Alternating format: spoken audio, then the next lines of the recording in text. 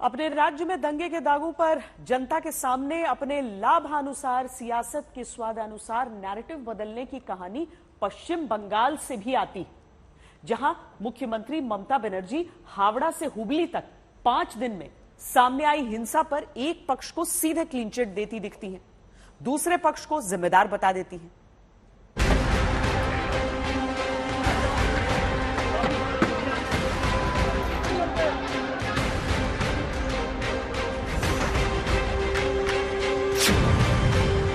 ममता बनर्जी जब कहती हैं कि शोभा यात्रा में बंदूक नहीं लहराने देंगे, तो क्या एक खास वोटर के वर्ग को संदेश देती है? रामनवमीर मिছিল 5 दिन হবে কেন? রামনবমী যেদিন হয় সেদিন তোমরা মিছিল করো, আমাদের কারো আপত্তি নেই, কিন্তু বন্দুক নিয়ে মিছিল করবে না, বোমা নিয়ে মিছিল করবে না।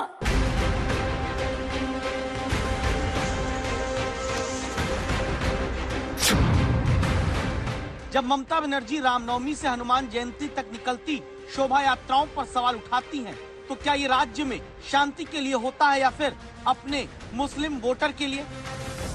বিজেপির আমলে দেখছি দাঙ্গাবাজি, রোজার মাস চলছে, রমজান মাস চলছে, অন্নপূর্ণা পূজা চলছে, কেন বাবু রামনবমীর মিছিল 5 দিন হবে কেন?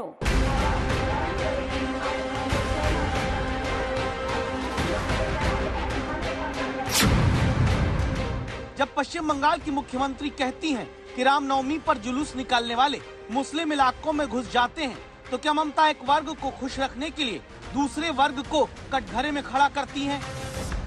পারমিশন না দেওয়া সত্ত্বেও এত রাস্তা থাকতেও ঢুকে যাচ্ছে মাইনরিটি অঞ্চলে জেনে শুনে, এবং সেখানে গিয়ে দেখেছেন আপনারা ফলের গাড়ি, রমজান মাসে তারা ফল কিনে খায়, ফলের গাড়িগুলো জ্বালিয়ে দিয়েছে।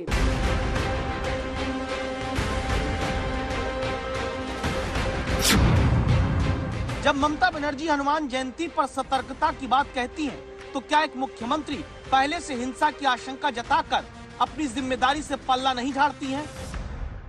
दिन আমি অ্যাডমিনিস্ট্রেশনকে সতর্ক করব, 6 তারিখটাও মনে রাখবেন আমাদের ছেলে মেয়েরাও। 6 তারিখটা আমরা বজরং বলীকে সবাই সম্মান করি, কিন্তু ওরা যেন দাঙ্গার নামে আবার কোনো প্ল্যান করতে না পারে, এটা মাথায় রেখে দেবেন। সারা ভারতবর্ষে করছে।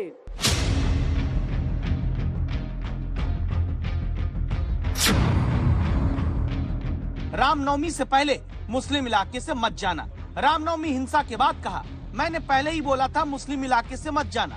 हावड़ा से हुबली तक हिंसा के बाद कहा ये लोग मुस्लिम इलाके में घुस जाते हैं। शोभा यात्रा के दौरान हिंसा के बाद कहा ये लोग रमजान में खाए जाने वाले फलों के ठेले गिराते हैं। अब हनुमान जयंती से पहले फिर से मुस्लिम इलाके से मत जाने की बात। पश्चिम बंगाल की मुख्यमंत्री ये कह देती हैं कि हिंदू इस इलाके में ना जाएं, तो क्या मुख्यमंत्री ही समाज को बांटने पर आ गई, क्षेत्र को बांटने पर आ गई? अपने आप में चिंता का विषय खड़ा हो जाता है।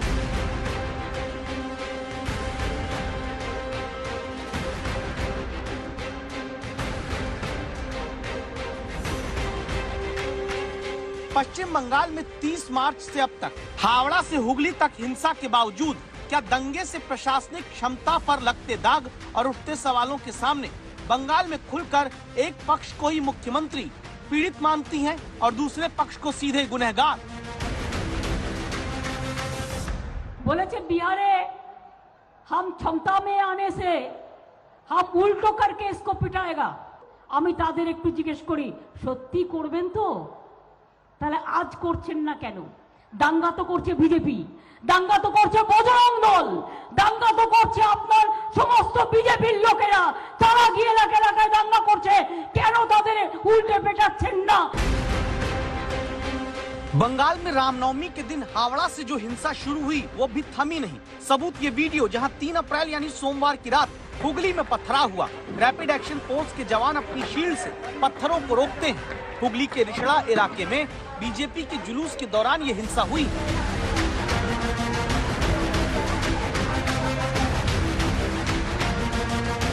तब बंगाल के राज्यपाल खुद हुगली के हिंसाग्रस्त इलाके में माहौल को समझने पहुंचे और पश्चिम बंगाल में कानून व्यवस्था के हालात पर गृह मंत्रालय ने राज्य सरकार से रिपोर्ट मांगी।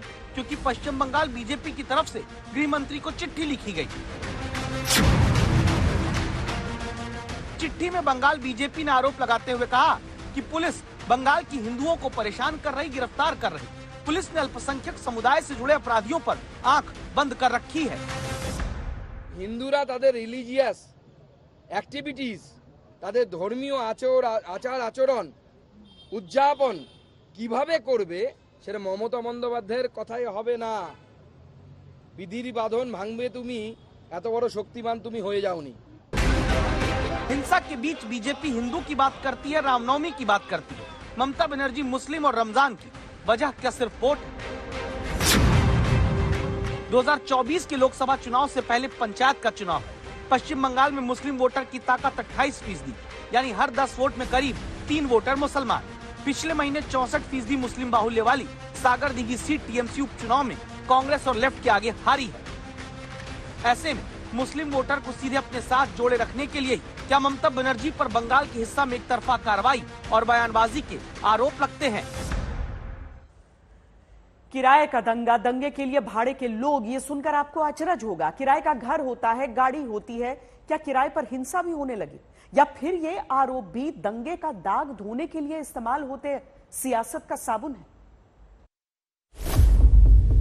आपकी टीवी स्क्रीन पर अभी 3 तस्वीरें हैं। पहली रामनवमी के दिन हावड़ा में शोभा यात्रा निकालने के दौरान हुई हिंसा की। दूसरा वीडियो टीएमसी ने शुक्रवार को जारी किया, जिसमें एक शख्स हाथ में पिस्तौल लिए दिखता है। टीएमसी का दावा था कि ये शोभा यात्रा के दौरान का वीडियो है। तीसरी तस्वीर देखिए, जिसमें दावा है कि हावड़ा में शोभा यात्रा में शामिल रहे आरोपी को मुंगेर से गिरफ्तार किया गया। बिहार के मुंगेर से पश्चिम बंगाल के हावड़ा की दूरी करीब 450 किलोमीटर है। बंगाल की हावड़ा पुलिस की गाड़ी मुंगेर पहुंची है।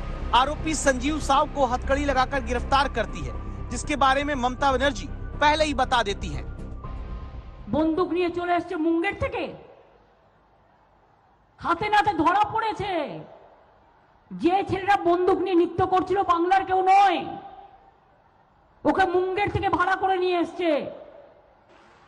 আর বাংলায় যারা দাঙ্গা করছে, প্ররোচনা দিচ্ছেন এবং দাঙ্গার মাথা, দাঙ্গার সাথে যুক্ত, আমি তাদের রিয়াত করব না।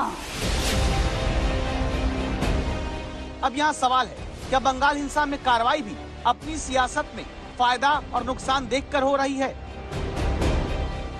सवाल की वजह ये, टीएमसी ने जिस संजीव का वीडियो सबसे पहले जारी किया, जिस संजीव को गिरफ्तार करने मुंगेर तक बंगाल की पुलिस पहुंची, उसी संजीव की टीएमसी ने बीजेपी का झंडा लिए भी कई तस्वीरें जारी की और ये आरोप भी लगाया कि देखो, सारी हिंसा बीजेपी के इशारे पर हो रही।